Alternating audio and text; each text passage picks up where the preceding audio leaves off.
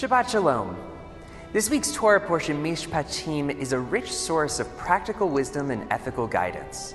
In fact, it's the first Torah portion that's purely made up of laws and contains no story. Mishpatim begins with a detailed set of laws governing interpersonal relationships, such as the proper treatment of servants, the punishment for assault and murder, and the compensation for damages. These laws establish a framework for a just and harmonious society based on the principles of fairness, compassion, and accountability.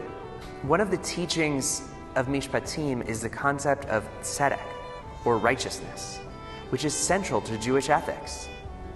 The Torah reminds us again and again to pursue justice and righteousness in all of our actions, and to seek the well-being of all people, especially the vulnerable and marginalized. This message is particularly relevant in our own time, as we confront pressing issues of social and economic equality, racism, and environmental degradation. This past weekend, 13 of our teens participated in the Litaken Program with the Religious Action Center of Reform Judaism in Washington, D.C. for 4 days of advocacy and action with nearly 400 teens from around the country. We learned about and mobilized around issues like reproductive rights, immigration reform, environmental justice, and more. And then we advocated on these important issues by lobbying staffers at Congresswoman Jacobs and Congressman Peters' office. Their passion and knowledge was both impressive and apparent as they walked their talk and their Jewish values.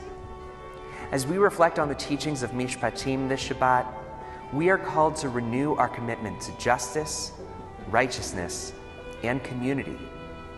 We are challenged to examine our own actions and attitudes and to strive to live up to the high standards of ethical conduct that the Torah sets for us. May this Shabbat inspire us to work towards a more just and compassionate world and to deepen our connection to our rich legacy of Jewish wisdom and values. Shabbat Shalom.